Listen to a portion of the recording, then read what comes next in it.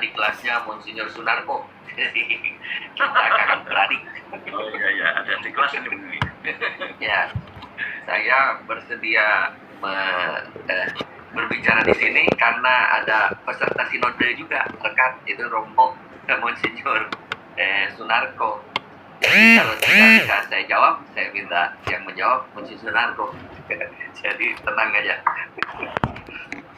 Nah, judulnya menjadi gereja pembawa harapan. Judul Zoom meeting ini bisa terasa provokatif. Saya rasa gereja sekarang ini tidak membawa harapan. Lalu kita diajak menjadi gereja menjadi pembawa harapan. Sebetulnya gereja selalu kapanpun dan dimanapun membawa harapan. Maka judul tersebut saya pahami sebagai pertanyaan reflektif. Sejauh mana gereja yang membawa harapan mewujudkan harapannya sehingga semua orang yang berharap pada gereja dapat terpenuhi. Ada buku yang bagus yang ditulis oleh Monsinyur oleh Kardinal Ignatius Suharyo, itu Community of Hope. Itu bagus sebetulnya. Nah, di situ disebut sendiri ya, di dalam di dalam covernya itu bahkan disebut ketidakberdayaan bukanlah pengalaman yang harus diratapi dan meninggalkan luka-luka, melainkan kesempatan dan mengalami kebaikan, belas kasih dan kerahiman Tuhan. Maka kalau gereja menjadi sumber harapan, community of hope, sejauh mana gereja itu dapat menghadirkan kebaikan, belas kasih dan kerahiman Tuhan. Kalau gereja sudah tidak menghadirkan itu, maka sudah tidak ada harapan. Maka dalam buku itu sangat jelas bahwa mengajak kita agar kita menjadi pewarta gembira yang memberi harapan. Bukan seperti kata Paulus Fransiskus Evangelii Gaudium nomor 24. Jangan sampai kita ini seperti para pewarta yang muram. Ya, jadi ya itu kita pewarta. Kita diundang tantang para imam, para religius, juga kaum awam itu untuk mewartakan itu dengan penuh harapan. Bagaimana mungkin kita mewartakan kabar gembira tapi mukanya tak berpengharapan, muram, seperti orang yang kata Paulus, seperti orang yang pulang dari kuburan, ya, tidak sabar, tidak penuh kegelisahan. Nah, seluruh buku dari Community of Hope itu yang didasarkan pada Injil Lukas, maka Injil Lukas disebut juga Injil Pengharapan. Nah, melalui buku itu ditampilkan bagaimana kita harus meneladani Yesus, tampilkan Yesus, sosok Yesus, para rasul, dan Bunda Maria, yaitu yang menjadi manusia-manusia yang membawa sukacita dan penuh pengharapan. Itu community. Jadi ada buku bagus community. Kalau kita lihat 100 tahun KWI, ini Komisi Teologi sudah membuat bukunya, Ibu Yakulan juga, ya. Kalau diteliti, itu pesan-pesan dari pesan-pesan KWI itu adalah pesan-pesan pengharapan. Maka Bapak Kardinal beberapa kali juga mengajak kita semua untuk melihat pesan-pesan Konferensi Wali Gereja Indonesia yang sebetulnya kalau disebut ada teologi harapan di situ. Jadi pengharapan ada banyak di sana. Ya. Nah, maka kalau tadi dikatakan tak jarang kita mendengar keluhan itu. Ya. Kita mendengar keluhan bahwa gereja saat ini tidak bisa memenuhi harapan orang atau kelompok orang tertentu. Apa yang sebetulnya kita harapkan dari gereja? Apa yang kita minta dari gereja? Di tengah situasi di tengah situasi sinode para uskup di Roma pada tanggal 9 Oktober 2023, Bapak Suci Paus Fransiskus mengundang makan 16 gelandangan dari 16 negara yang berkeliaran di sekitar Basilika Santo Petrus. Seusai makan, bayangkan luar biasa ya, 16 gelandangan, homeless ya, gelandangan dari 16 negara. Jadi banyak sekali ya, bangsa-bangsa itu ada di sana. Seusai makan, Bapak Suci bertanya, apa yang kalian minta dari gereja? Wah, bagus pertanyaannya. Apa yang kalian? Kadang-kadang banyak orang, bukan kadang-kadang banyak orang, ada orang yang kecewa dari gereja. Saya tidak mendapat sesuatu dari gereja. gereja tidak memenuhi pengharapan. Paulus menawarkan langsung kepada mereka yang orang pasti butuh banyak hal secara material dan secara spiritual. Apa yang kalian minta dari gereja? Coba bayangkan, jawaban apa yang akan kita berikan seandainya Paus Fransiskus memanggil kita dan bertanya, apa yang kamu minta dari gereja? Apa yang kamu harapkan dari saya? Kita mau bilang apa? Kita mau minta apa? Ya, ini kita tahu bahwa Bapak Suci menyediakan apa? Kamar mandi, tukang cukur, roti untuk sarapan untuk mereka. Sekarang supaya apa? Mereka juga bisa layak sebagai manusia, bisa mandi, bisa cukur rambut, cukur jenggot, cukur kumis, lalu bisa makan, bisa minum dengan enak, dan tidur di sekitar basilika itu tidak boleh diusir. Memang ada konsekuensi, kotor, kadang sedikit bau, orang membuat semacam tanda petik rumahnya sendiri, kemahnya sendiri, ya.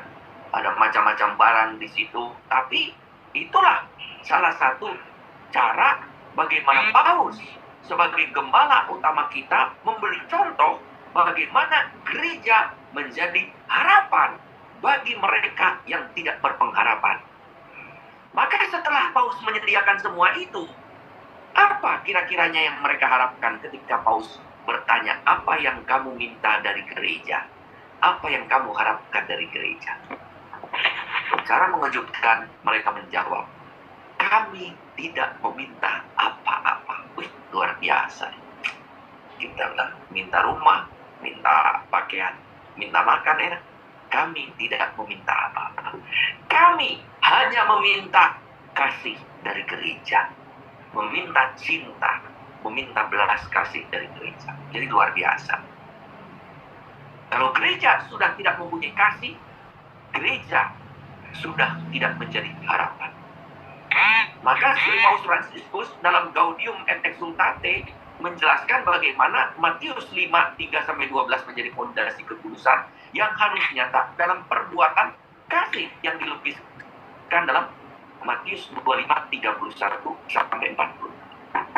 Pengadilan perikop pengadilan terakhir memberi aturan perilaku kudus, aturan perilaku yang memberi pengharapan kepada orang banyak.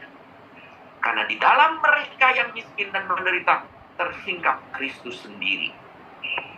Gaudete et Exsultate nomor 96.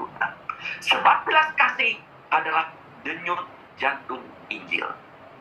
Gaudete et Exsultate 97. Dan panggilan orang Kristiani untuk menghargai martabat manusia dengan tidak ada pengecualian juga dalam bidang sosial dan ekonomi. Nomor 9899. Di situ gereja bisa menjadi komunitas pengharapan. Kalau gereja tidak menunjukkan kasih konkret kepada mereka yang paling hina, menghadirkan Kristus, bagaimana gereja bisa memberi pengharapan? Tidak mungkin.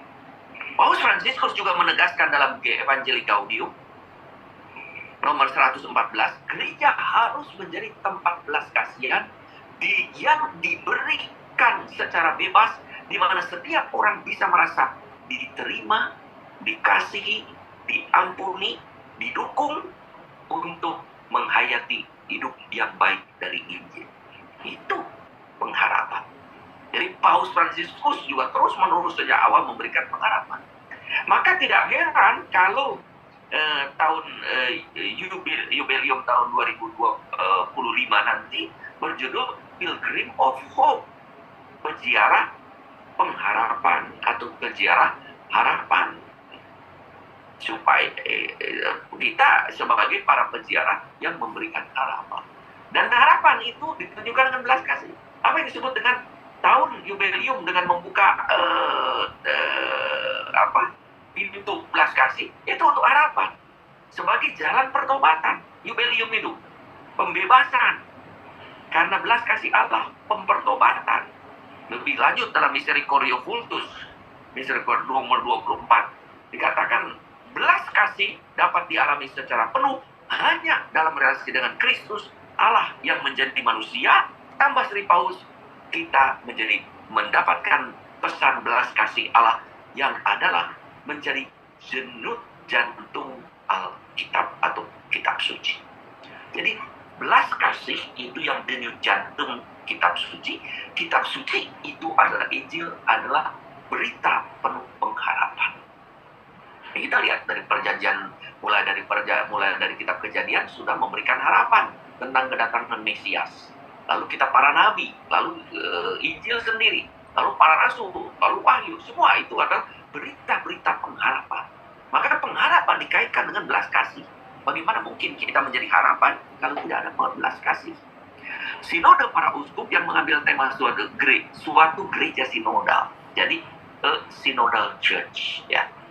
Jadi membentuk panggilan, membentuk sebuah atau menghidupi suatu gereja sinodal dengan subtema tadi persekutuan, partisipasi dan perutusan, yang di dalam pembicaraan sinode di Roma itu dirubah urutannya persekutuan, perutusan dan partisipasi. Karena persekutuan dikaitkan erat dengan perutusan. Karena baptis kita dimasukkan ke dalam persekutuan, di mana karunia baptis itu sendiri sudah mengandung perutusan. Maka itu tinggal bagaimana partisipasi. Di balik tema dari sinode tadi, saya menangkap cita-cita luhur, yaitu bagaimana menghadirkan komunitas surgawi dalam kehidupan duniawi.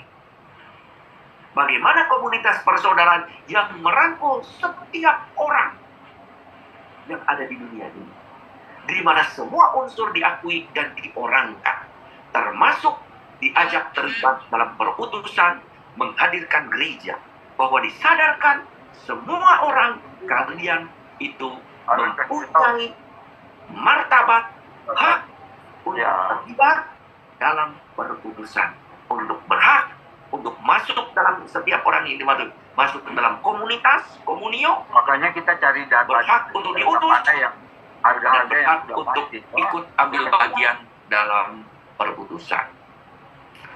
Maka diajak terlibat perutusan untuk apa? Menghadirkan kerajaan Allah.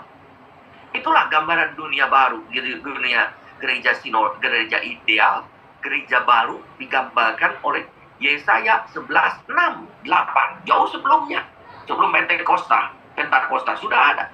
Serigala akan tinggal bersama domba, dan macan tutul akan berbaring di samping kambing. Anak lembu dan anak singa akan makan rumput bersama-sama, dan seorang anak kecil akan mengiringinya.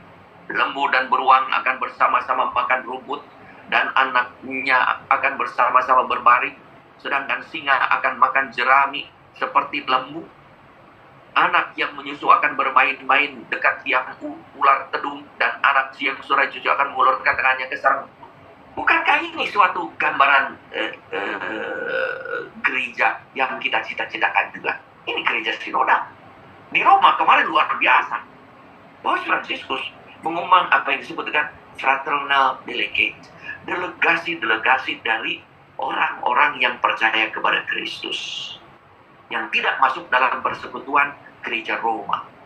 Ya, ada macam-macam itu. Ada Reform Church yang dikenal di Indonesia itu Reform Church, Presbyterian, ya. Ada gereja Lutheran, tidak masalah. Ya. Ada macam-macam yang hadir di sana, dan kita rukun bersatu, ikut ibadat, ikut misa, ikut bersama, ya, berbicara bersama, punya hak berbicara secara penuh, ngobrol secara penuh, walaupun tidak mempunyai hak suara. Itulah gambaran gereja kita, gereja perdana, ya, yang dikisahkan oleh Kisah Para Rasul 2:44 sampai dengan 47. Luar biasa itu juga. Nah, inilah yang memberikan pengharapan. Maka gereja sekarang itu harus menghadirkan gereja perdana, bukan gereja ideal. Gereja perdana itu adalah gereja yang sesungguhnya, gereja kita. Maka kalau kita disebut mau menjadi gereja, ya gereja seperti itu. Ya, 2:44 sampai 47. Semua orang yang telah menjadi percaya tetap bersatu, dan segala kepunyaan mereka adalah kepunyaan bersama. Dan selalu ada dari mereka yang menjual harta miliknya, lalu membagi-bagikan kepada semua orang sesuai dengan keperluan masing-masing. Dengan bertekun dan dengan sehati mereka berkumpul tiap-tiap hari dalam bait Allah. Mereka memecah roti di rumah masing-masing secara bergilir dan makan bersama-sama dengan mereka dengan tulus hati sambil memuji Allah. Dan mereka, luar biasa hasilnya, mereka disukai semua orang. Bukan hanya disukai banyak orang atau sebagian orang, disukai semua orang. Mereka disukai dan tiap-tiap hari Tuhan menambah jumlah mereka dengan orang yang diselamatkan. Luar biasa. Inilah gereja kita. Ya, gereja. Maka dari jumlah para rasul, dari sekian ribu, 3.000 yang dibaptis, dari beberapa ribu, sekarang menjadi orang yang mengikuti Kristus di seluruh dunia menjadi luar biasa. Ya. Kita 1,2 miliar. Ya. Dalam misa pembukaan sinode yang berlangsung 4 tahun, sinode para uskup ini berlangsung 4 tahun. Jadi disebut sidang luar biasa ke-16 sinode para uskup. Ya, ini yang ke-16. 2021-2024. Ini luar biasa. Rentangnya terjadi 4 tahun. Jadi Paus Fransiskus mengajak kita untuk menjadi gereja yang sinodal, yaitu gereja yang terbuka dan menyambut siapapun dengan penuh kasih, terutama mereka yang kecil dan terpinggirkan. Maka di sana gereja sinodal bisa jadi gereja penuh pengharapan. Ya, karena apa? Itu menyambut siapapun dengan belas kasih. Sinode telah kita alami bersama mulai dari tingkat paroki, keuskupan, KWI tingkat nasional, kontinental hingga tingkat global di Roma pada 4 sampai 29 Oktober 2023. Ini kita alami. Luar biasa. Dari paroki menyampaikan kepada keuskupan harus membuat rangkuman itu 10 halaman, dikirimkan ke KWI, lalu ada 390 halaman karena ada 37 keuskupan plus asosiasi teologi plus Koptari menjadi 39 komunitas yang tiga. Lalu dari situ dirangkum oleh Monsignor Sunarko dengan Robertus, Monsignor Rubiatmoko, setelah digodok oleh dapur sinode di KWI, dari 390 menjadi 10 halaman. Luar biasa. Ya. Jadi semua konferensi menerima 10 halaman, lalu dari sana dibuatlah satu dokumen kontinental yang sekitar 50 halaman dengan judul, yaitu adalah Lapangkanlah Tempat Kemahmu, yang diambil dari Yesaya 54 ayat 2. Nanti mungkin saya akan kembali ke sana. Lalu setelah itu muncul ada sinode tingkat kontinental, itu yang terjadi di mana di Bangkok. Jadi ada 7 kontinental. Nah, lalu dari situ kita menghasilkan juga satu dokumen yang diserahkan ke Roma 20 halaman. Ya, dari 20 halaman itu lalu muncullah instrumen yang menjadi bahan kita. Lalu dilakukan sinode. Selama itu lalu muncullah dokumen yang disebut dengan laporan sintesis gereja sinode di sinodal dalam misi, itu yang menghasilkan 42 halaman, 41 42 ya. Resminya 41 halaman. Nah, yang menarik di situ pada tingkat yang di tingkat keuskupan yang dilaksanakan di dekanat paroki dan lingkungan, itu disebutkan tolong libatkanlah orang-orang yang berada dalam kaum di daerah pinggiran, di periferi, terutama mereka yang selama ini jauh dari gereja atau menjauh dari gereja. Jadi di sana para sinode mendalami pentingnya persekutuan dalam Kristus dan sesama anggota gereja sebagai jalan untuk menanggung bersama tugas perutusan yang dipercayakan oleh Kristus kepada gereja. Nah, itulah dari tema itu. Perutusan ini menjadi tanggung jawab bersama para anggota. Maka karena rahmat baptisan yang dengan sukacita dan dengan sukarela berpartisipasi secara pas dan pantas sesuai dengan fungsi dan posisi masing-masing demi terwujudnya kerajaan Allah. Ada transformasi spiritual, material, sosial, dan kultural. Dalam sidang tersebut, para peserta menyetujui unsur-unsur yang menjadi titik temu gereja sinodal di mana seluruh dunia. Lalu ada perbedaan yang bisa menimbulkan konflik, lalu tindak lanjut yang harus dikembangkan agar gereja sinodal sebagai kesadaran dan gerakan bersama sebagai hasil mendengarkan Roh Kudus. Jadi gerakan sinodal itu semoga menjadi kesadaran tapi juga gerakan bersama dihidupi. Bukan saya sadar panggilan untuk bersama itu sebagai hasil dari mendengarkan Roh Kudus. Bukan hanya menjadi bahan diskusi, tetapi juga bagaimana menjadi landasan aksi nyata. Ya. Jadi yang tadi kaum periferi itu ya, yang dilibatkan itu, maka kaum yang tak terpatikan jauh, atau misalnya orang miskin, orang yang hidup perkawinannya bermasalah, ya, yang tidak sakramental, itu juga diajak bicara, atau orang yang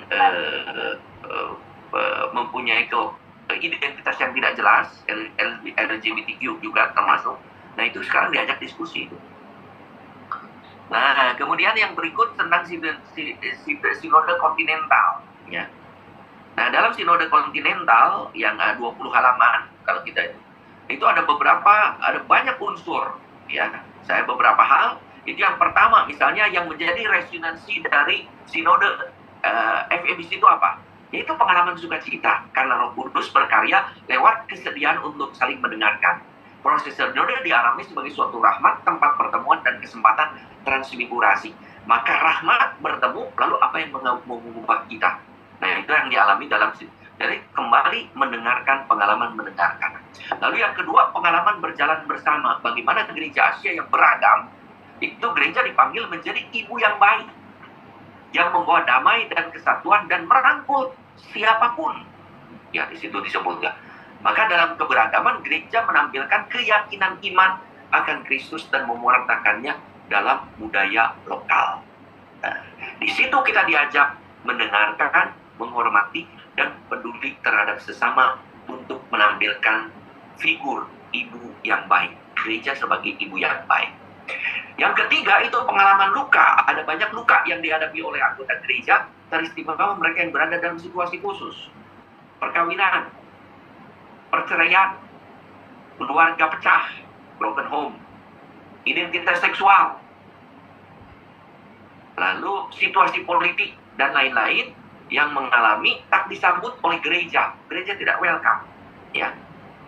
Maka di Indonesia sekarang ada gereja pemerintah mencanangkan rumah ibadat ramah anak. Maka di situ juga sebetulnya ada harapan di KWI juga diminta untuk merumuskan gereja ramah anak.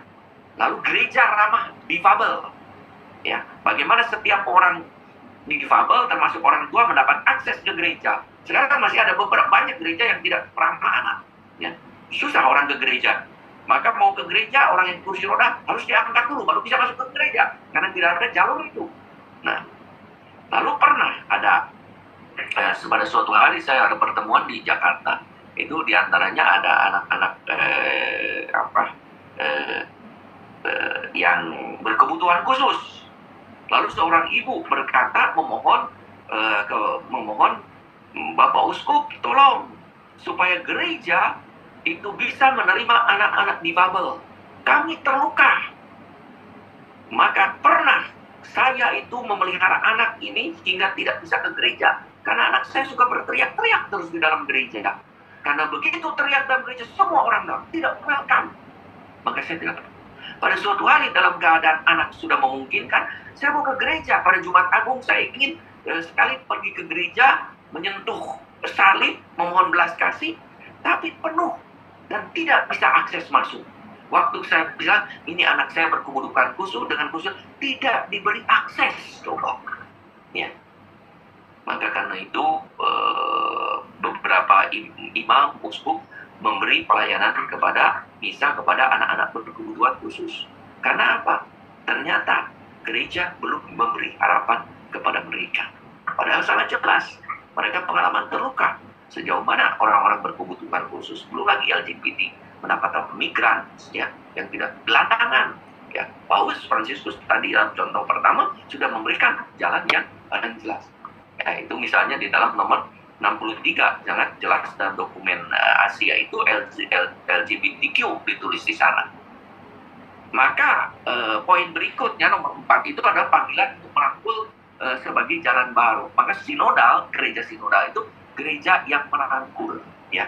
Walaupun sayang bahwa dialog dan kerjasama yang saat ini itu terlalu didominasi masih oleh para imam, bahwa ada dialog antara imam dengan awam, betul, bagus, tetapi masih sangat didominasi oleh para imam, ya. Lalu pada yang nomor 5, tegangan di antara gereja Asia, sebetulnya ada panggilan, ya, untuk mengembangkan unsur partisipasi di antara warga gereja, ya, bahwa gereja terdiri dari tubuh yang kaya, klergi, hidup bakti, awam, ya. Tapi sejauh mana, ya, kita memberi tempat awam, tapi peranan sesuai dengan fungsi dan posisi masing-masing, ya. Di sini juga kita ditantang untuk mengenal kepemimpinan dengan model pelayanan. Itu yang ada harapan dari model. Lalu ada ketegangan dalam membuat keputusan, maka di sana dibicarakan bagaimana gereja saat ini memberi peluang yang lebih luas kepada kaum awam untuk ambil bagian dalam proses pengambilan keputusan, ya. Jadi proses pengambilan keputusan bisa jadi keputusannya diambil oleh pastor paroki, keputusan oleh uskup, tapi proses pengambilan keputusan dilibatkan. Dalam itu ada harapan bahwa kaum awam dilibatkan ke sana. Kemudian ada keterlibatan kaum wanita, bahwa kaum wanita itu sudah banyak berperan dalam gereja saat ini. Sekretaris Komisi Teologi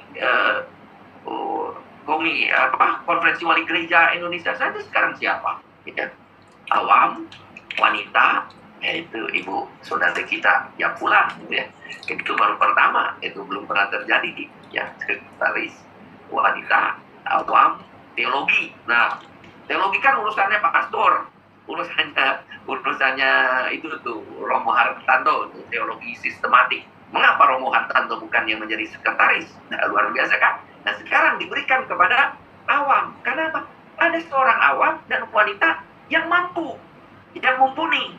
Ya, bukan ini kita mau gaya-gayaan supaya ada awam, supaya ada wanita. Tidak. Karena ada awam, ada yang mumpuni dan bisa diizinkan sesuai dengan perannya, luar biasa, ya. Jadi karena itu ini salah satu. Nah, di dalam dokumen Asia dibicarakan juga ketegangan itu. Nanti di Sinode Roma juga pembicaraan ini dibicarakan. Maka sekarang bagaimana model ini ya, agar gereja menjadi harapan kepada kaum wanita, ya, tidak lari ke Kristen atau ke persekutuan-persekutuan pada umumnya, tetapi di gereja sendiri diberi peranan. Lalu yang berikutnya adalah tegangan dengan kaum muda. Bagaimana kaum muda juga diberi kesempatan, ya, karena banyak kaum muda yang mengalami tanda petik, ya, hilang, bingung, terputus dari gereja, disconnected dengan gereja. Nah, bagaimana gereja memberikan peluang dan harapan, ya. Di Keuskupan Bandung tahun 2015 saya tuh mengadakan sinode Keuskupan Bandung. Waktu sinode saya lihat banyak anak muda, tapi mereka itu panitia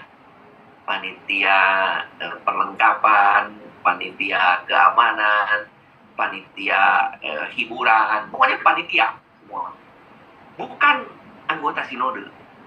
Saya berpikir, banyak pemuda, kapan anak muda ini diberi peran menjadi peserta sinode? Maka pada penutupan sinode Keuskupan Bandung 2015, saya mengumumkan tahun 2016 diadakan sinode kaum muda. Semua kaum muda bersinode, yang aktor utama di sinode itu, ya, yang hadir itu partisipannya adalah kaum muda, orang-orang tua itu menjadi panitia atau membantu kalau ada orang tua. Kenapa? Dan keputusannya luar biasa. Mereka itu pada akhirnya keputusan itu adalah menjadi kaum muda yang menjadi soko guru gereja yang berkomitmen luar biasa, yang menjadi teladan keluarga dan masyarakat. Hebat, ya. Berani-beraninya sekarang kaum muda itu berani ingin menjadi soko guru gereja. Ingat Paulus dan Petrus, ya, soko guru gereja, ya, dalam hal iman, lalu menjadi teladan iman bagi gereja dan masyarakat. Hebat. Nah itu jadi kaum muda bagaimana sejauh ini. Jadi jangan sampai hanya lip service memberi kesempatan. Maka Dewan Pastoral Keuskupan di Keuskupan Bandung ada kaum mudanya. Ya, selalu ada kaum mudanya. Kita pilih ada kaum muda, ada wanita, ada kaum mudanya. Ya, selalu kita cari. Jadi maka DPP juga bagus, Dewan Pastoral Paroki kalau ada kaum mudanya. Bukan soal kaum muda, mampu tidak? Kita siapkan supaya mampu ambil bagian langsung kaum muda. Ya, jangan mengganggu ya, menunggu tua. Ya, jangan. Maka orang-orang itu harus juga siap mempunyai kesediaan untuk berbagi. Maka mengajak saya anak-anak muda, kalau ada panggilan untuk pelayanan. Jangan contohnya nih di suatu tempat paroki. Ada seorang muda ditanya, coba terlalu, saya masih memikirkan pekerjaan belum mantap. Lalu sudah punya pekerjaan mantap. Ayo, kamu sudah punya pekerjaan mantap. Mumpung masih muda, saya kan ini sedang mempersiapkan perkawinan. Wah, makin umur tambah. Lalu setelah berkawin, kan udah mantap ya. Ayo, kamu kan sudah kawin. Saya masih punya anak kecil nih. Lalu anaknya udah mulai besar. Anak sekarang saya udah mulai sekolah remaja, butuh pendampingan. Lalu kapan melayaninya? Lalu setelah tambah umur lagi, ayo, sudah anak-anak kan udah bekerja sekarang. Ya, anak saya mau menikah nih. Lalu setelah menikah, udah punya keluarga mana? Kebetulan saya punya cucu baru nih. Jadi saya harus mengurus, membantu. Kapan melayaninya?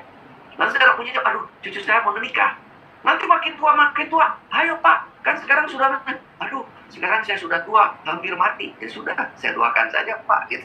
Jadi kapan? Ya. Jadi maka kalau mau memberi kaum muda, kaum wanita itu jangan jargon, beri kesempatan. Ya, berani, sediakan. Ya. Paus Fransiskus luar biasa. Ini saya loncat sedikit ya. Ini di Sinode para Uskup di Roma itu, yang menjadi moderator itu disebut Presiden Delegates. Lalu Presiden Delegates dari Asia itu siapa? Namanya Momoko, seorang Jepang, wanita muda. Itu adalah orang yang hidup bakti, yang punya kaul, dia punya kelompoknya sendiri, tapi tidak ada identitas salib, kerudung, ya ada salib kecil gitu ya, tapi dia orang hidup bakti. Nah, dia Presiden Delegate. Dan Presiden Delegate itu adalah orang yang duduk di samping Sri Paus Fransiskus, di samping Bapak Suci sebagai ketua. Dia yang memimpin sidang delegate itu. Tiap hari berganti-ganti. Dan Momoko itu mendapat 2 giliran. Seorang wanita, kaum muda, hidup bakti, luar biasa. Ya. Mendapat kesempatan sebagai ini. Ya.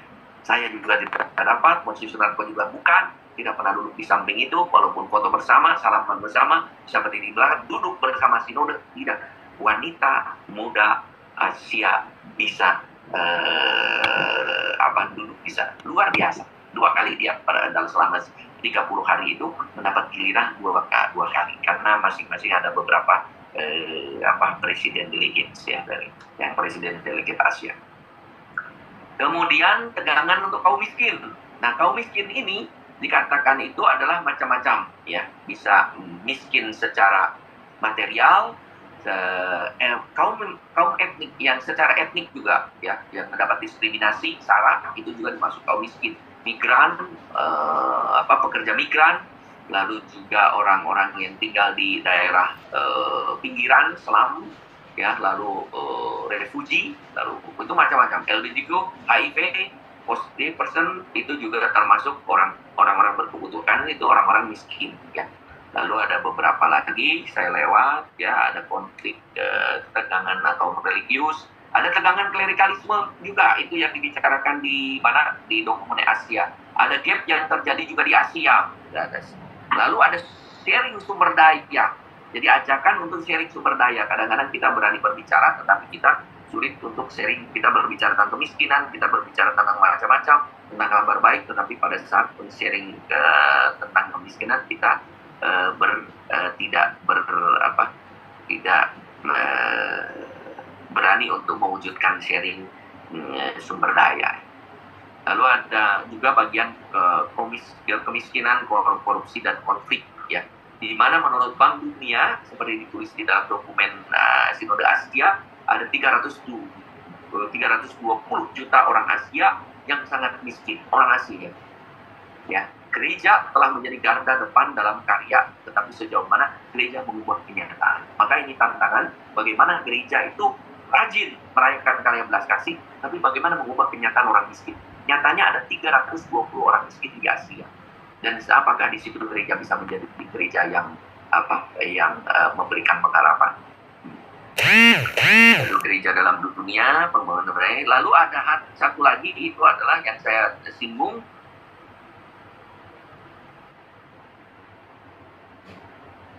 Itu adalah salah satunya itu adalah perlindungan kaum anak kecil, ya, minors dan orang yang rentan.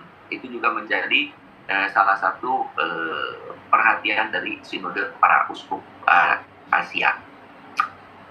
Kemudian ada tanggapan dari yang menjadi prioritas. Saya tidak akan bahas, hanya saya sebutkan saja formasi, lalu tentang hospitalitas yang kedua, dan inklusivitas itu yang kedua. Yang ketiga itu adalah menjadi murid, missionary disciples, ya, itu mengambil konsep dari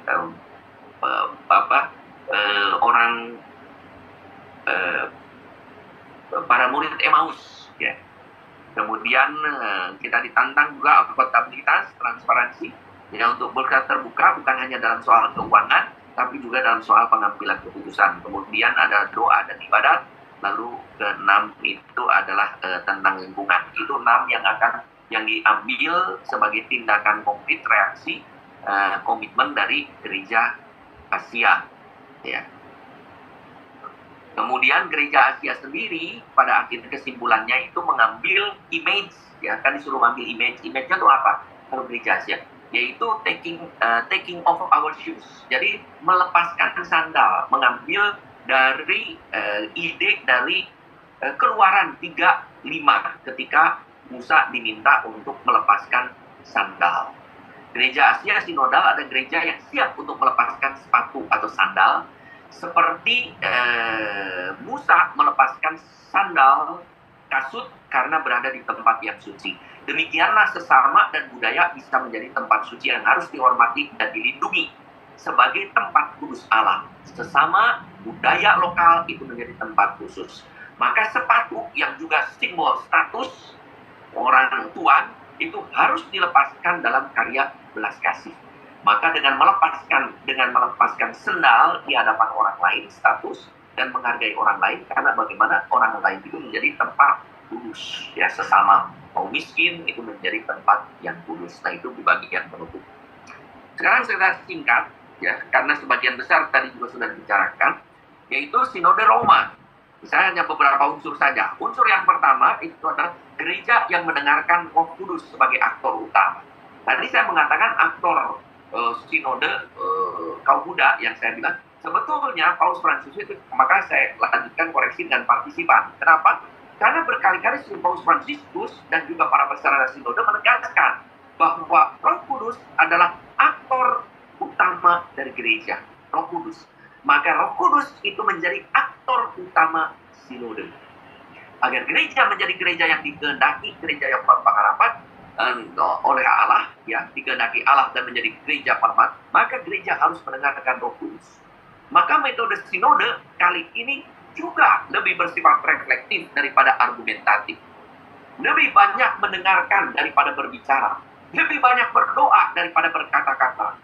Maka setiap 3-4 pembicara, para peserta diajak untuk hening selama 2-3 menit. Dan ini juga mengesankan bagi para peserta dari gereja non-Katolik. Dia mengatakan, kalau di gereja kami, tema wanita, tema yang sangat krusial itu bisa ribut, tegang. Tapi di sinode tidak ada tegang. Damai, sukacita. Bagaimana tegang?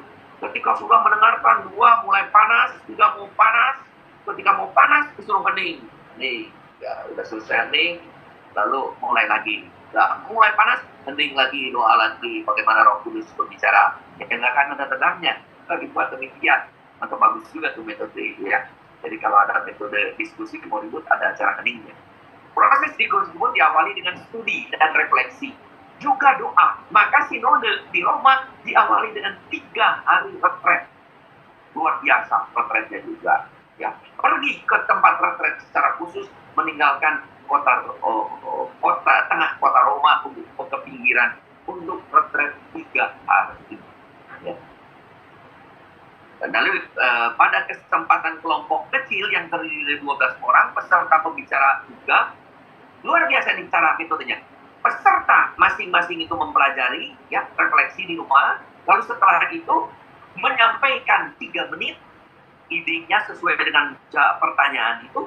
Setelah 3 pertanyaan, hening 3 menit, ya, setelah 3 pembicara, setelah semua berbicara, hening lagi, lalu berpikir apa yang paling mengesan yang ditangkap dari para pembicara lain. Jadi kita harus memperhatikan pembicara lain berbicara apa yang paling mengena, mengesan sesuai dengan tema. Lalu kita berbicara tentang apa yang orang lain katakan atau orang-orang lain yang katakan. Setelah itu prosesnya sama, 3 menit, 3 orang lalu 3 menit hening. Setelah semua selesai, hening lagi, baru kita masuk ke dalam interaksi di dalam kelompok itu berkaitan dengan apa yang hendak kita bicarakan, supaya kita mendapat laporan dari tiap kelompok di pleno hanya 3 menit masing-masing kelompok. Ada 37 kelompok. Ya. 35 kelompok 2, kelompok 1, kelompok ahli. Ya. Kelompok ahli. Jadi 35 kelompok. Nah, jadi itu dari metodenya saja, metode mendengarkan Roh Kudus. Ya. Nanti juga dalam intervensi pribadi di pleno juga sama, kita mendengarkan. Ya. Sri Paulus Fransiskus mengajak dengan sinode ini, mengajak seluruh gereja merenungkan tema yang menentukan bagi hidup dan misi. Jalan sinodalisasi ini kiranya adalah jalan yang diharapkan Allah dan dari gereja milenium ketiga. Ya. Lalu yang kedua, bagian yang kedua itu gereja yang terbuka dan merangkul. Nah, ini gereja yang penuh pengharapan. Welcoming Church disebut, ya. Pada pesta Santo Fransiskus Assisi 4 Oktober 2023, Sri Paulus Fransiskus memimpin Ekaristi dalam rangka syukur atas para kardinal baru. Ya. Maka di sana dalam sekaligus membuka sinode. Ya.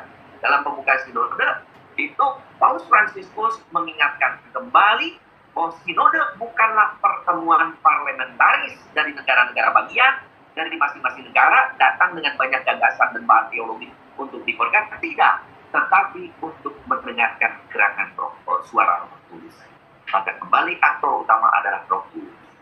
Kita ada di sini untuk berjalan bersama dengan pandangan Yesus yang penuh berkat dan menyambut mereka yang letih, lesu, dan berbeban berat.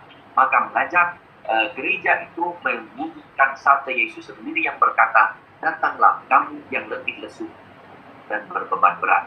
Beban berat ditambahkan dengan kata-kata Sri Paulus sendiri, letih, lesu, dan tetap berpengharapan. Gereja mempunyai pintu bagi siapapun yang terbuka. Dan hal ini juga ditegaskan oleh Kardinal Mario Grace, Sekretaris Jenderal Sinode, yang mengajak kita untuk menjadi alat kasih Allah yang dalam perjalanan. Dan disitulah gereja sungguh menjadi gereja yang penuh pengharapan. Sedangkan Relator Jenderal Sinode Kardinal Jean-Claude Murray dari Luxembourg menyatakan bahwa dengan mengenalkan Roh Kudus, kita sampai pada inti persoalan. Kita harus melihat Roh Kudus juga dalam diri mereka yang berseberangan dengan kita. Maka ada konvergensi, kesamaan, tapi juga dalam sinode ada divergensi. Itu dibicarakan yang tidak sama. Kita dipanggil untuk melakukan pertobatan sinode. Welcoming Church sendiri tampak dalam komposisi sinode yang disebut dengan judulnya itu sinode itu sebetulnya hakikatnya sinode sidang para uskup, sinode para sidang biasa, sinode para uskup. Dari para uskup, dari dulu tuh para uskup, ya kardinal yang termasuk ya itu namanya para uskup. Sinode para kardinal dan uskup dihadiri. Kali ini luar biasa. Yang hadir bukan semata para uskup. Peserta yang mempunyai hak 363 orang. 54 diantaranya adalah wanita. Termasuk gereja-gereja yang memiliki kesatuan dengan gereja Katolik Roma. Seperti Armenia, Yunani, Malabar, Bizenium. Sinode terdiri dari sekarang ini para uskup, termasuk kardinal, para imam, biarawan-biarawati, awam pria, awam wanita. Mereka semua mempunyai hak suara. Lalu ada peserta yang tak mempunyai hak suara, para delegatus fraternal dari berbagai denominasi Kristen yang tadi saya sebutkan, Lutheran, Metodis, dan Presbyterian. Lalu di sana di samping itu ada para ahli dan fasilitator berjumlah 75 orang dengan asisten rohani selama sinode, mulai dari retret sampai akhirnya sinode. Ada 2 tokoh rohani yang menjadi asisten rohani. Yang satu adalah Pastor Radcliffe Pope, ya, itu adalah mantan Jenderal Pope, dan yang satu lagi adalah Suster Angelini, ya, Maria Angelini OSB Benediktin, mantan dari Abdis Benediktin. Jadi wanita dan pria yang membimbing hidup rohani para peserta sinode. Welcoming Church ini juga ya gereja Welcoming Church itu gereja yang penuh pengharapan ya. Itu juga tampak dalam komposisi yang ada pada logo. Kalau kita memperhatikan logo sinode itu luar biasa ya. Nah, di mana ada peserta tua, ada wanita, ada anak-anak, ada orang cacat, ada uskup, ada imam, ada awam, ada perempuan, dan itulah semua yang ada dalam sinode kita. Saya menduga bahwa ya, tapi tidak ada pernyataan resmi. Saya berpikir mungkin ada juga di sana orang LGBTQ sebagai peserta sinode, bisa jadi ya, karena di sana ada juga imam yang biasa melayani LGBTQ kaum itu yang punya pastoral di sana, yang Father Martin Yesus itu ada di sana. Jadi ada di logo orang cacat yang pakai kursi roda ada, orang tua sangat tua ada, orang muda ada. Orang muda berapa? Umur 20, seorang wanita. Wah, hebat, luar biasa. Menjadi peserta sinode. Saya saja menjadi peserta sinode pertama kali ini, sekarang ini, umur 55 tahun. Ya. Monsinyur Sunarko sudah 2 kali menjadi peserta sinode. Ya. Waktu tahun 2018. Ya. Lalu dengan yang sekarang, ini 2 kali. Beliau. Ada orang yang Kardinal Tagle itu 9 kali menjadi peserta sinode. Saya kira yang terbanyak. Tapi wanita itu luar biasa, umur 20. Wanita masih lajang bisa menjadi peserta sinode. Gitu ya. Itu karena paus. Jadi ada orang yang dipilih karena mewakili, kami berdua ini dipilih. Kan? Tapi ada orang yang ditunjuk oleh Sri Paus. Nah, beberapa orang itu yang ditunjuk Sri Paus. Sri Paus itu menunjuk orang-orang yang memungkinkan gereja menjadi welcoming church ya, menjadi gereja yang penuh pengharapan yang digambarkan tadi ya. Jadi kalau ada logo, kita melihat logo sinode ya. Nah, itu logo sinode itu menggambarkan itu apa? Menggambarkan keberadaan kaum ini ya. Jadi dari logo sinode itu menggambarkan macam-macam orang ya yang menjadi unsur dari gereja. Nah, itu harapan besar tuh logo sinode. Logo sinodenya itu ini ya. Baik, itu saya kira saudara-saudara kita tahu ya, logo sinode yang ada orang 15 orang itu ya. Itu saya bacanya itu sebagai sebagai unsur-unsur yang Tuhan yang mau ditunjukkan oleh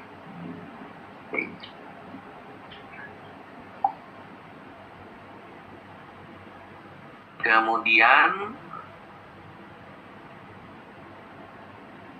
lalu harapan pada gereja untuk mendengarkan dan tidak melupakan. Harapan gereja bahwa dalam perjalanan ini ada satu cerita. Dalam perjalanan pulang seusai sidang hari pertama, saya berjalan dengan Kardinal Philip Neri Farao dari Goa, India. Lalu saya dicegat oleh seorang ibu tua yang bertanya, apakah kalian peserta sinode? Ya, kami percaya. Kami peserta sinode, ibu itu bilang, kalau kalian peserta sinode, tolong jangan lupakan kami. Nah, ini minta pada gereja. Tolong jangan tinggalkan kami. Orang-orang yang selama ini ditinggalkan oleh gereja karena bermasalah dalam gereja Katolik. Yaitu kami yang berkeluarga yang bercerai. Kami yang menikah kembali. Kami yang mengalami masalah status seksual LGBTQ+. Luar biasa ya. Jadi ada orang-orang yang menaruh harapan. Jadi sejauh mana gereja memberikan pengharapan. Maka tempat tadi itu juga ya, bukankah itu gereja yang memberi pengharapan dengan unsur-unsur itu. Jadi sinode sendiri bukan dokumennya, bukan bahannya, bukan keputusannya. Sebagai sinode, perjumpaan, pengalaman bersama itu sudah merupakan sebuah komunitas pengharapan yang berisi dengan macam-macam. Lalu yang ketiga, ini saya kira terakhir aja dulu, gereja yang berbagi. Ya. Ada juga ada gereja yang berbagi. Nah, saya ingin men-sharingkan apa yang saya sampaikan dalam intervensi pribadi pada sinode 17 Oktober. Nah, di sana saya mengatakan sebetulnya bahwa kita mahir berisu tentang sharing spiritual dalam pewartaan kabar gembira ya sebagai misi, ya partisipasi. Tapi ketika kita berbicara tentang sharing material, karena berbicara tentang komunio, itu ada pewartaan, itu ada sharing, juga sharing material. Saat berbicara tentang sharing personil, sumber daya material, maka kebanyakan kita itu diam. Seperti peserta sinode yang hening setelah beberapa orang, karena dia berbicara. Maka ini juga yang ingin kita galakkan di Konferensi Wali Gereja Indonesia, itu bagaimana kita itu bisa sharing personal. Maka ada bantuan-bantuan personal dari antara gereja, keuskupan, paroki, dan sharing keuangan, materi, ya, sumber daya. Nah, itu juga merupakan ajakan.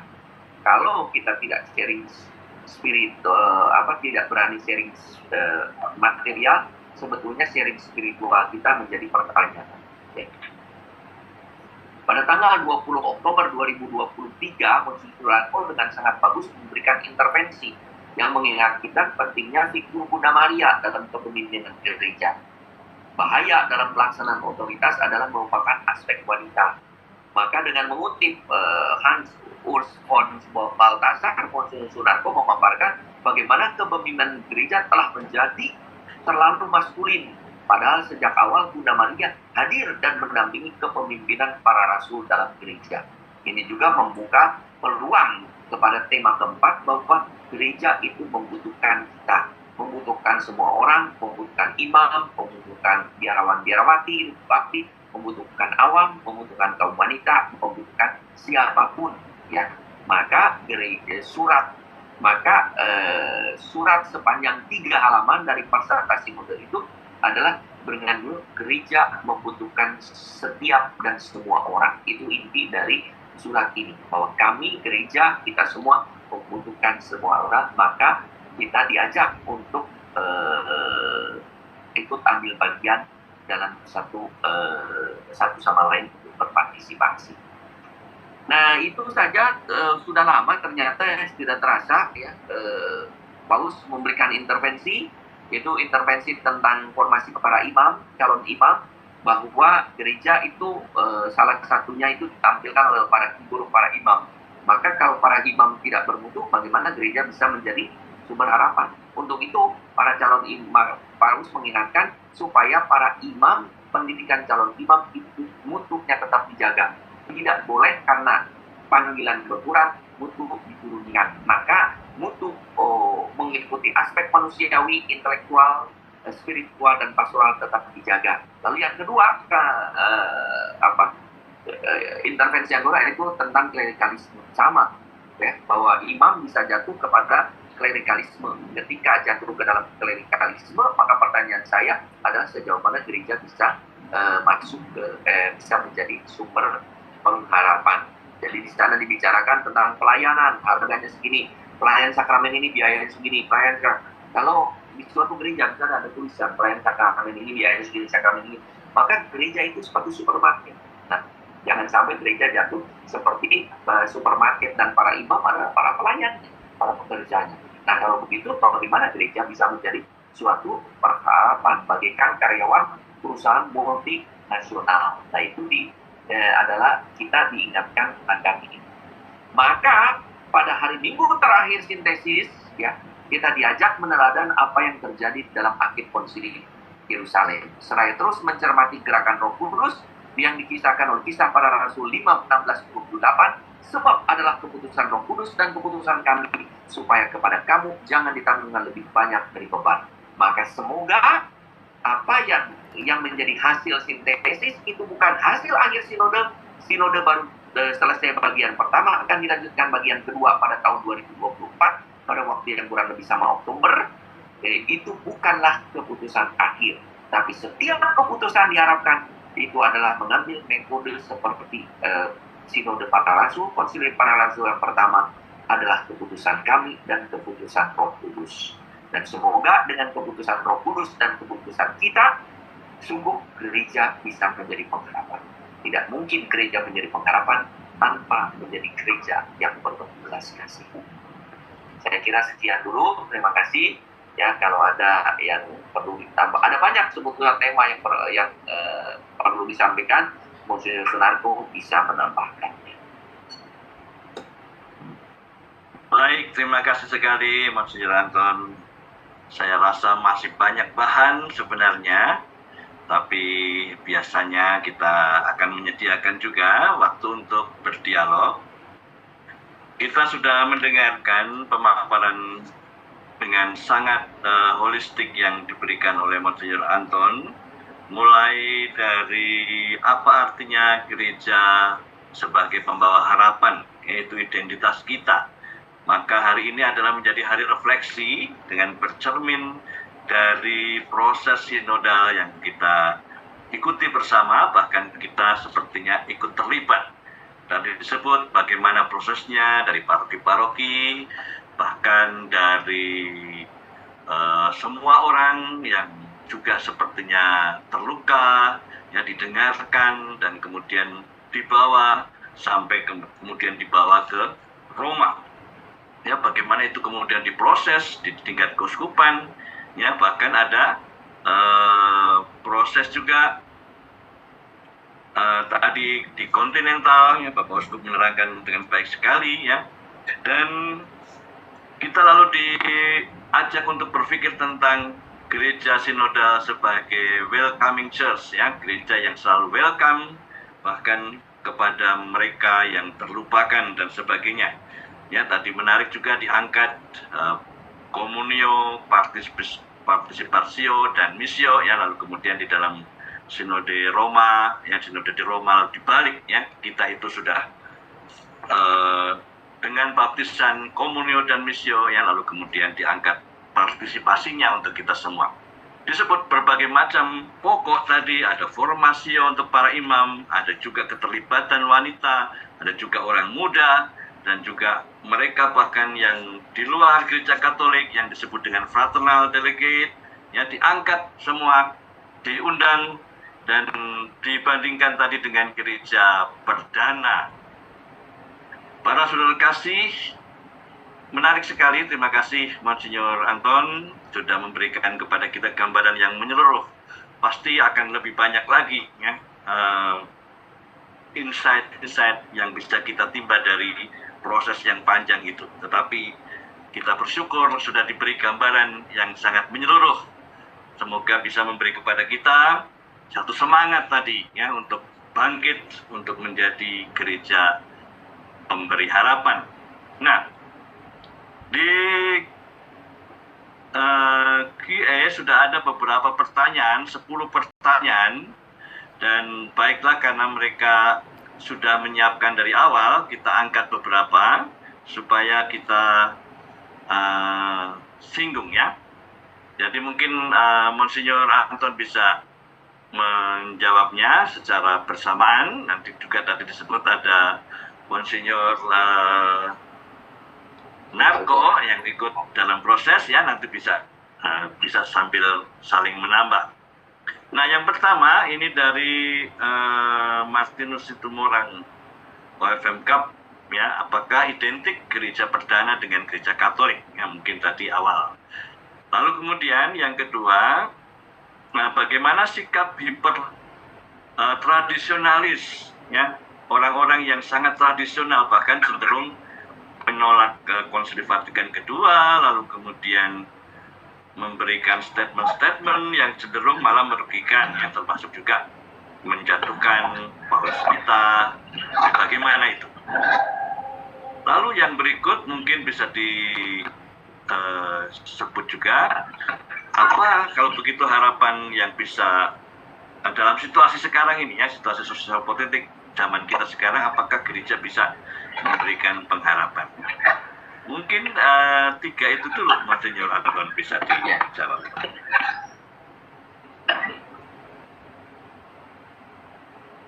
Ya, terima kasih. Sebelumnya. Yang pertama, gereja perdana. Ya, bagi saya sih gereja perdana itu adalah itu gereja kita.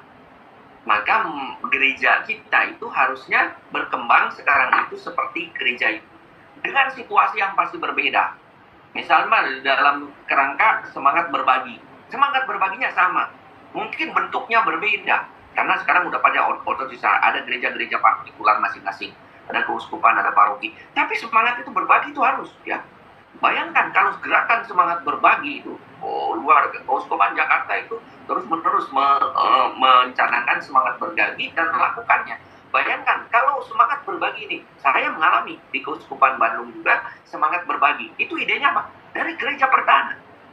Maka kalau tidak begitu, gereja stasi tidak akan pernah maju-maju dari sisi, karena kekurangan sumber daya orang, sumber daya uang, ya, tidak ada. Tapi karena dengan solidaritas itu terjadi, maka dengan di antara keuskupan itu, di antara paroki-paroki ada keuskupan, di antara konferensi warga gereja itu ada keuskupan-keuskupan. Nah, mudah-mudahan bisa solider. Lalu di antara konferensi lalu ada FEBC. Nah, mudah-mudahan solider. Maka kalau bisa solider itu luar biasa, sebetulnya bisa membangun. Sekarang itu gereja mengalami kesulitan personil.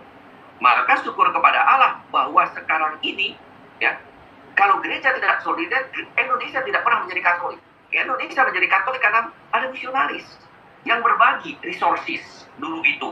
Maka saya dalam intervensi juga mengatakan bahwa gereja Indonesia menjadi gereja karena para misionaris Eropa zaman dulu bukan hanya sharing spiritual, mewartakan kabar gembira sehingga kita dibaptis, tetapi juga sharing material sehingga kita mempunyai uang untuk karya, mempunyai keuskupan, mempunyai gereja, mempunyai paroki. Itu dari mana? Dana yang dari mereka, ya. Nah, itu gereja itu kelihatan, ya. Maka bukti sharing spiritual yang nyata, sanggupkah saya punya sharing spiritual material? Gereja perdana menunjukkan hal itu, ya. Maka mereka juga taat berpusat pada ekaristi, pada ajaran doa, pada ajaran para rasul, ya. Baru dari situ mereka berhasil bisa menjadi gereja yang menarik. Maka itu harapan. Jadi kalau disebut sama gereja itu, harapannya karena bagaimana gereja perdana itu dihidupkan kembali. Itu harapan yang pertama. Lalu tradisional, kaum tradisionalis ini, inilah gereja itu dari dulu tanda-tanda terganggu, rusak, atau hancur, atau pecah, bukan karena ancaman dari luar, tapi dari dalam sendiri. Ya. Maka kaum tradisionalis juga, yang disebut tradisionalis ekstrim, itu merongrong keterbukaan gereja. Maka bagaimana Sri Paus Fransiskus, Bapak Suci ini, dikritik oleh orang-orang yang tradisionalis keras. Ini saja, ya, berita ini saja bahwa ada kekhawatiran bahwa sinode ini akan mengubah aturan-aturan yang telah menjadi tradisi gereja. Ya, tidak, mereka juga akhirnya bingung setelah melihat hasil ini. Oh, ternyata tidak. Dubium yang di sekitar sinode itu kan ada muncul dubium dari beberapa kardinal itu, ya. Lalu dubium tentang perkawinan, semua dijawab oleh Paus, ya. Nah, mereka takutnya gereja. Tidak. Apa yang bisa diubah, diubah. Apa yang tidak bisa diubah, apa yang bisa diubah, yang tidak bisa diubah, tidak bisa diubah. Maka kaum tradisionalis ini ekstrim bisa menghambat ya proses perjalanan gereja, di mana Roh Kudus itu dinamis. Ya, Roh Kudus itu dinamis. Ada kontinuitas, ada diskontinuitas. Ada yang bagus dari para tradisional mengingatkan, tapi jangan sampai tradisionalis mengatakan inilah yang paling benar. Bukan apa yang paling baik juga saat ini, itu yang diperlukan. Bukan semata apa yang paling benar, itu juga perlu kita penting, tapi apa yang paling baik juga pada saat ini. Dan itulah yang sedang dikembangkan oleh gereja sinodal saat ini. Ada kedatangan. Saya sendiri, Monsinyur Sunarko, saya kira juga secara periodik mendapat email dari beberapa uskup ya yang sangat keras menentang apa yang dilakukan oleh Sri Paus Fransiskus, bahkan menuduh yang tidak pseudo-pope ya, lalu tidak pernah menyebut Fransiskus tapi Bergoglio misalnya, ya itu diantaranya. Nah ini gereja bisa rusak. Jadi Paus Sunung tetap tidak menanggapi, terus berada pada harapan. Jadi kembali tentang komunitas harapan, itu adalah komunitas yang memberikan penghiburan, komunitas yang memberikan jalan, dan Yesus selalu memberikan pengharapan. Ketika umat kepada 2 murid Emmaus yang tidak berpengharapan, Yesus hadir memberikan harapan. Maka pengharapan yang konkret di dalam kita gereja akan selalu berpengharapan Ekaristi. Di mana Yesus hadir, di mana dalam Ekaristi itu adalah janji konkret Yesus ketika berkata di dalam Matius 28:20, aku akan menyertai kamu sampai akhir zaman. Dan kapan Yesus apakah menyertai kita? Ada menyertai kita, yaitu dalam Ekaristi. Yesus hadir secara real, nyata, secara sakramental, tanda, ya, hadir nyata dan tanda itu di dalam perayaan Ekaristi. Nah, selama ada perayaan Ekaristi, ada pengharapan.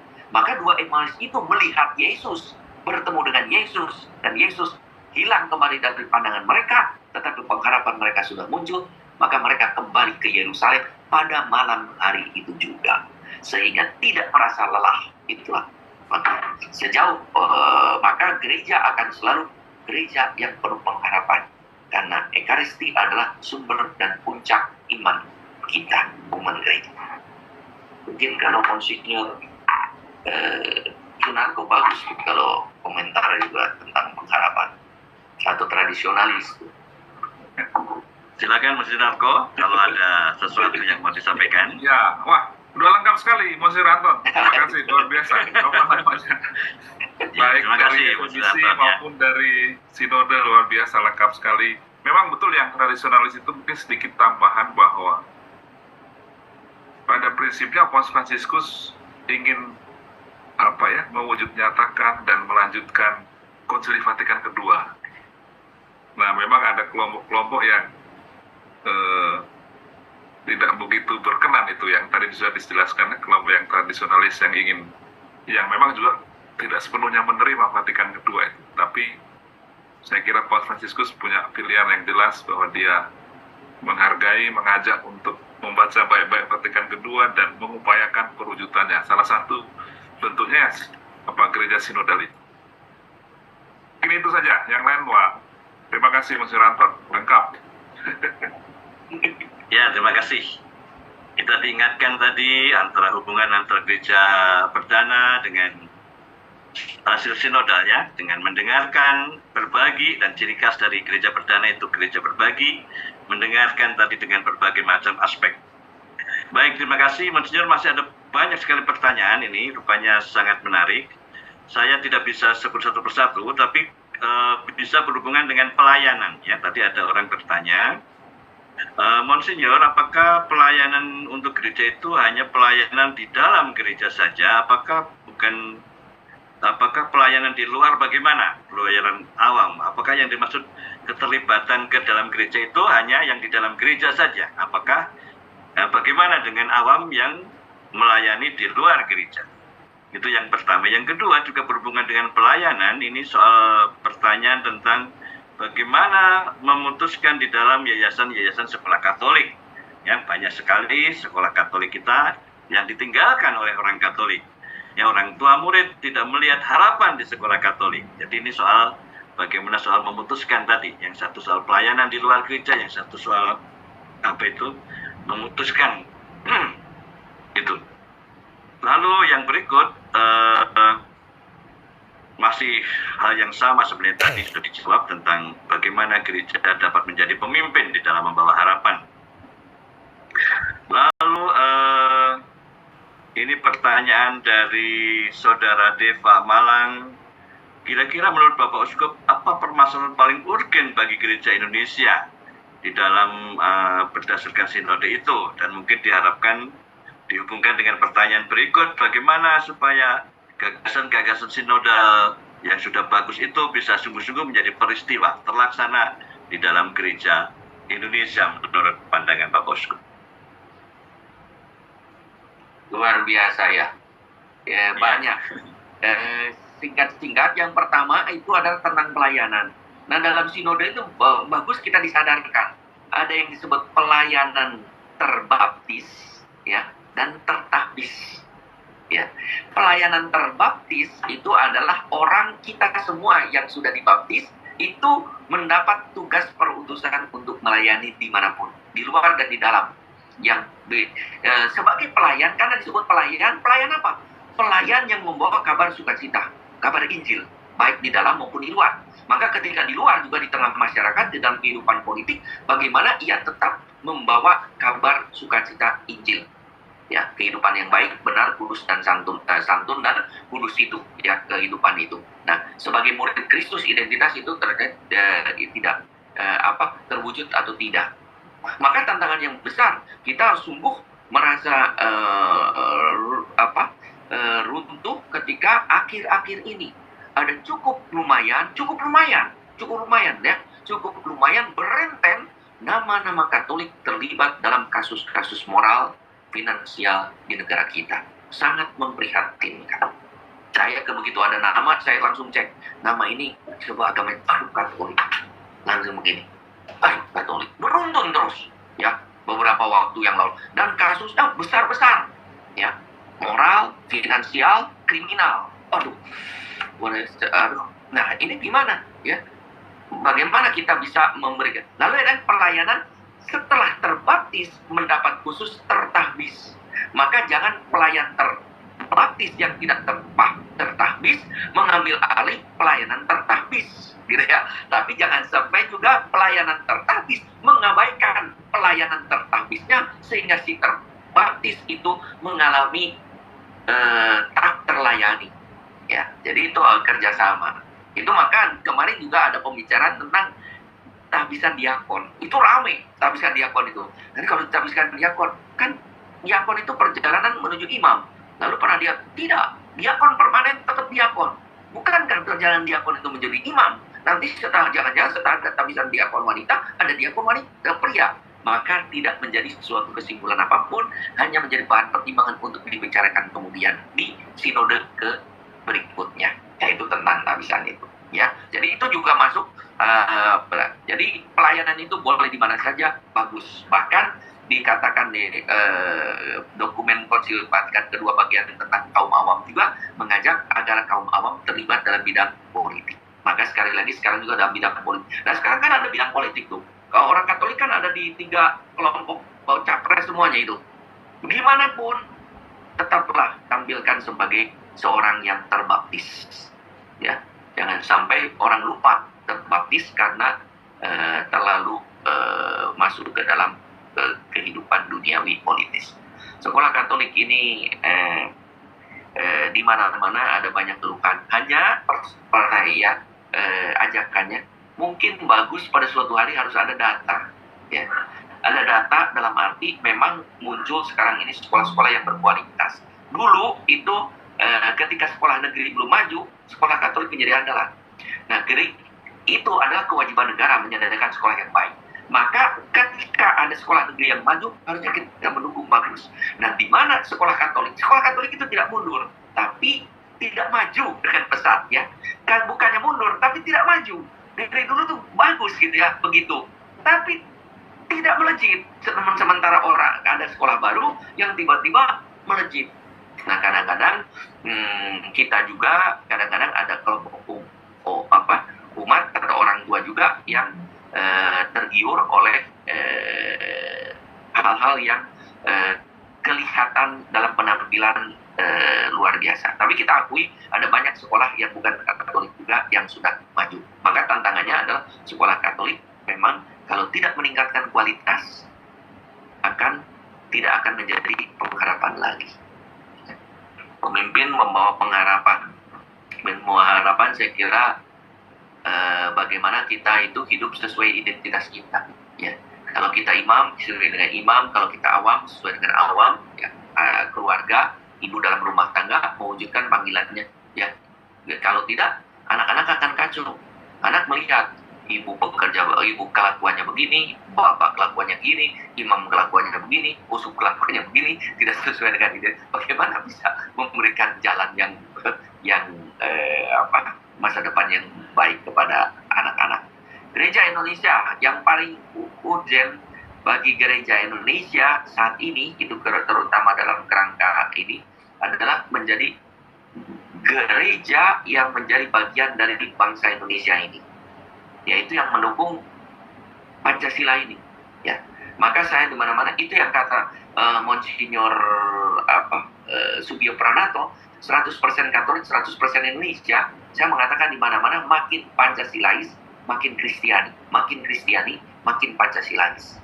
Maka di dalam gereja Asia itu dan juga gereja di Roma, sinode di Roma, dibicarakan juga kata yang persis sama dengan yang disebutnya Bhinneka Tunggal Ika, itu adalah kesatuan dalam keberagaman. Ya, nah mudah-mudahan gereja Indonesia bisa sungguh mewujudkan kesatuan dalam keberagaman. Lalu yang kedua itu diingatkan bagus oleh Romo Edi, ya Romo Edi OFM, ya Profesor Edi. Beliau menjadi pengamat ahli selama sidang KWI. Nah, kita diingatkan bahwa para uskup ini hendaklah membuat pesan-pesan yang bernada profetik sangat kuat. Nah, ini kita mungkin tantangan urgent kita ini, tetap kita itu setiap etik, profetik, ya dua unsur ini, etik dan profetik ini harus ada dalam diri gereja, ya, yang berdasar pada etik dan profetik ini pada kehidupan yang disebut dengan kehidupan mistik. Ya, jadi bagaimana gereja ini makin dekat dengan Kristus sehingga mampu makin menampilkan diri sebagai apa yang dilakukan oleh Kristus, yaitu dalam tindakan etik dan tindakan profetik. Itu saya kira yang paling penting sekarang ini untuk gereja di samping Bhinneka Tunggal Ika, bersatu dengan negara, membangun bangsa Indonesia.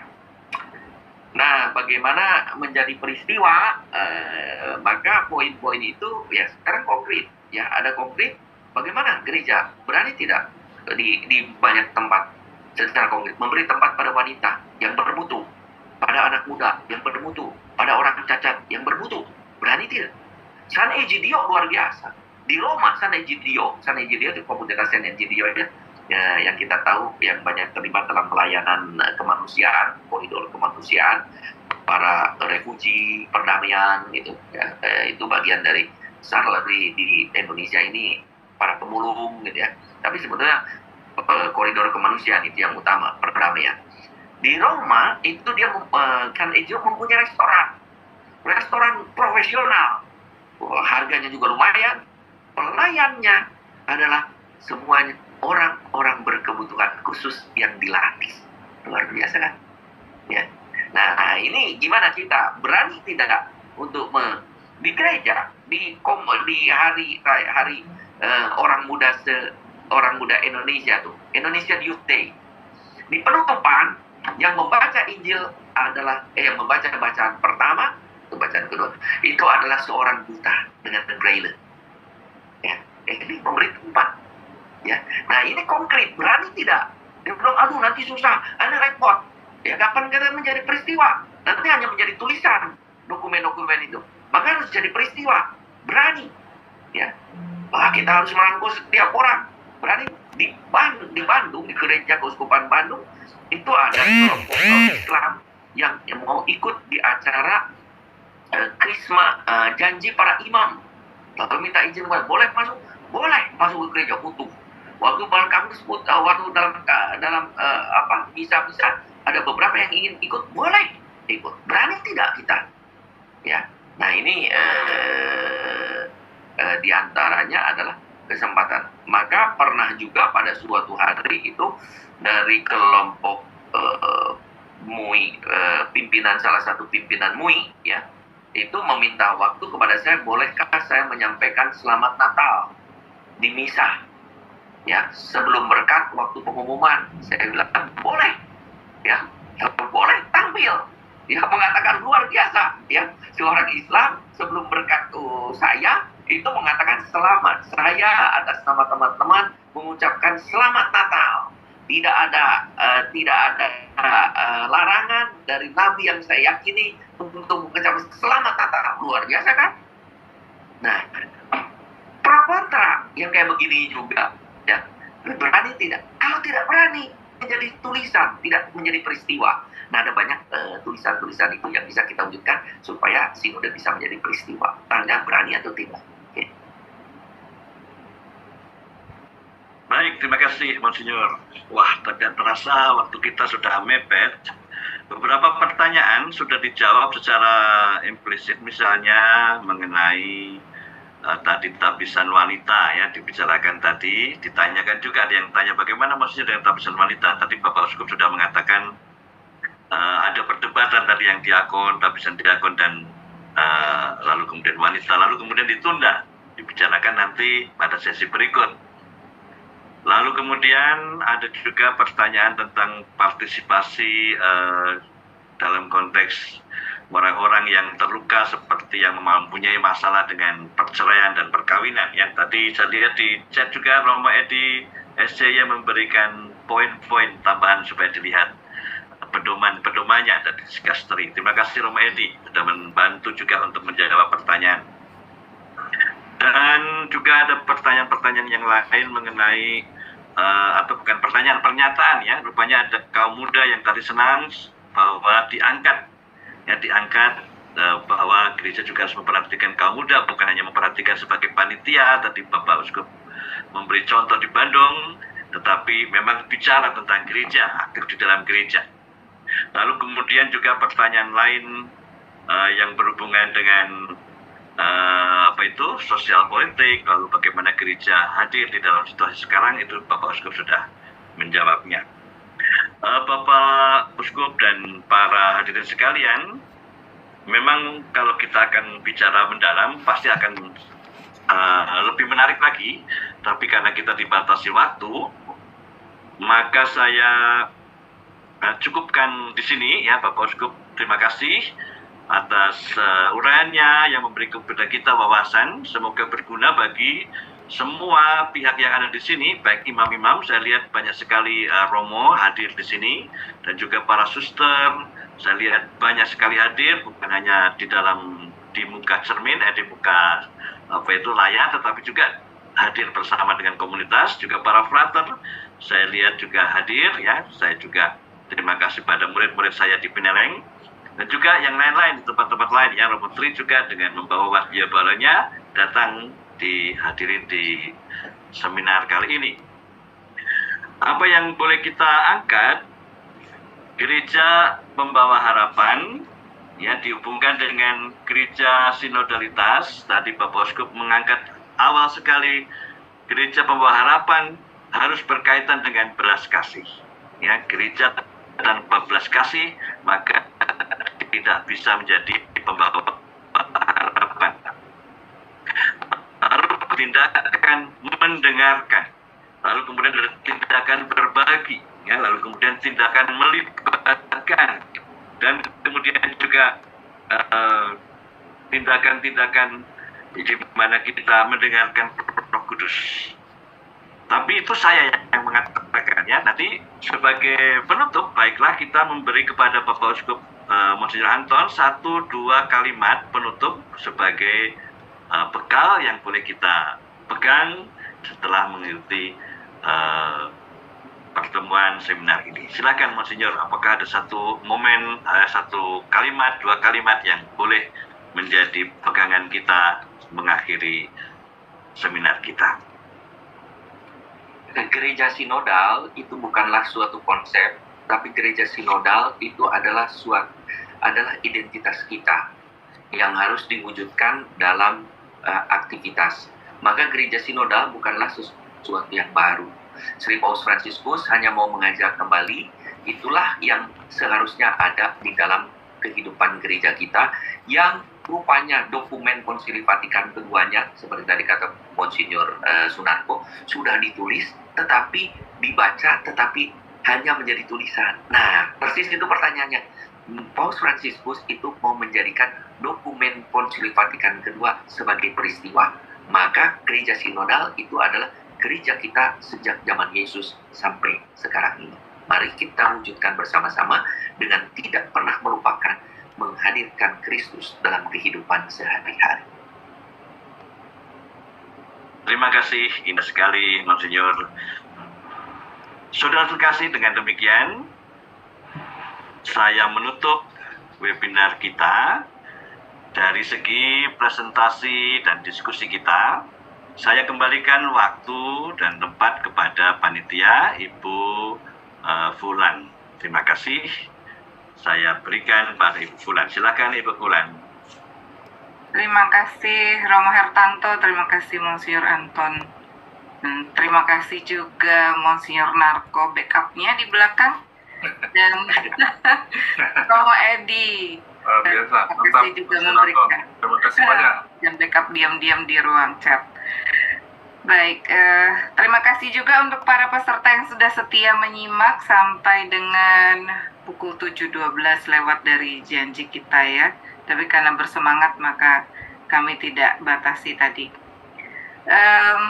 Sebenarnya mau tanya kepada Monsinyur Anton, siapa yang boleh diberikan buku, ini pertanyaan terbaik. Tapi dibisiki dulu oleh Monsinyur Nako. Kayaknya semua harus diberi buku, semua yang bertanya maksudnya.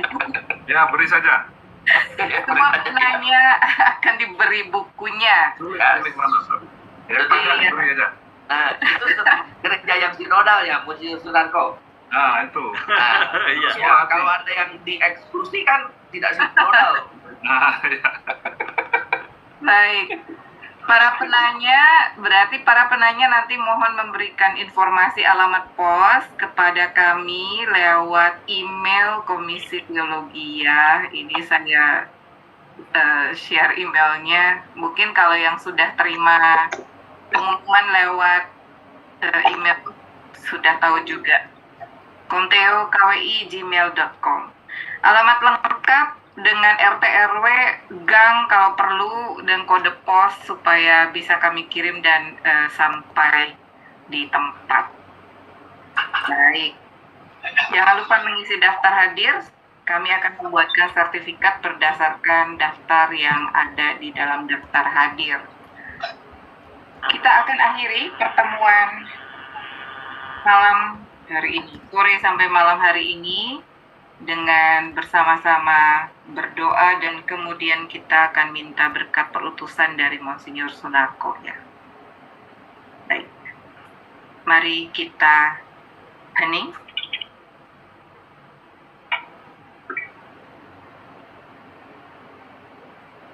Dalam nama Bapa dan Putra dan Roh Kudus. Amin.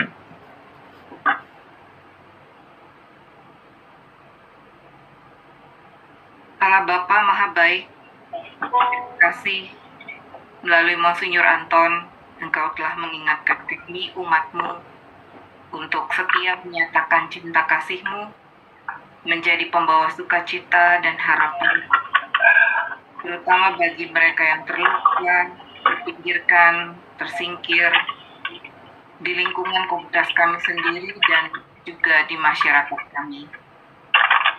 Utuslah Roh-Mu untuk mengajar kami meneladani jalan inkarnasi yang telah ditunjukkan oleh Putra-Mu Yesus Kristus. Utuslah Roh-Mu untuk mendampingi kami dalam menjalankan misi panggilan kami ini di dalam hidup kami sehari-hari. Kami mohon berkat-Mu ya Bapa melalui Monsinyur Sunarko.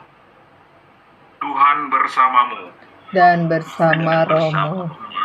Semoga saudara-saudari sekalian, pekerjaan dan perutusan kita semua diberkati Allah yang Maha Kuasa, Bapa dan Putra Dan Roh Kudus. Amin. Terima kasih, selamat Terima kasih Monsinyur Sunarko. Terima kasih semua, Monsinyur Anton. Terima kasih. Romo Hartanto. Terima kasih. Terima kasih Monsinyur. Terima kasih. Terima kasih. Saudara-saudara. Terima kasih.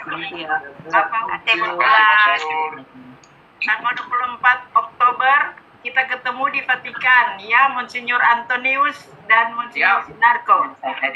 Ya, Ibu Selvi dari Manado. ketemu di Vatikan.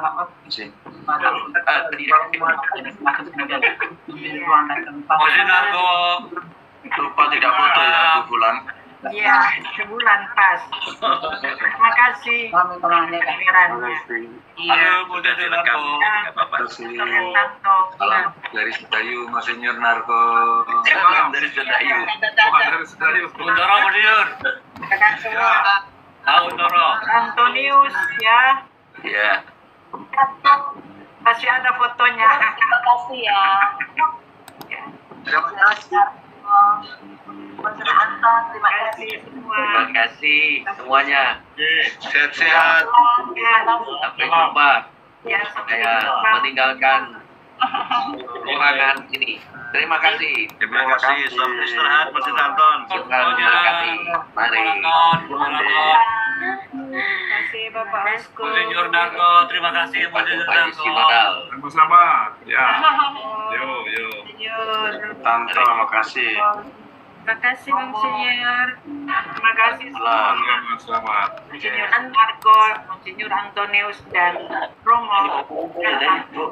Ini kamera. Terima kasih. Di lift ya. Terima kasih para suster. Monsinyur Narko, Monsinyur Anton. Rekan. Selamat. Bulan, apa kabar? Terima kasih, Monsinyur. Terima kasih Monsinyur. Selamat. Terima kasih. Terima kasih, Romo Tanto. Mas Kosmas, terima kasih. Membuang pihak kabare. Wah, Romo Tanto. Baik, sudah boleh saya tutup ruangannya ya. Boleh, makasih. Baik.